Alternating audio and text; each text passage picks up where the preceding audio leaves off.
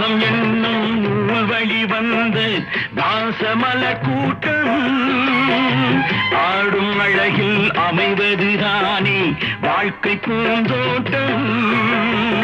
பாசம் என்னும் நூல் வழி வந்து பாசமல கூட்டம் ஆடும் அழகில் அமைவதுதானே வாழ்க்கை பூந்தோட்டம். மூன்று தமிழும் ஓரிடம் நின்று பாட வேண்டும் காவிய சிந்து. மூன்று தமிழும் ஓரிடம் நின்று பாட வேண்டும் காவிய சிந்து. அந்த நாள் நினைவுகள் எந்த நாள்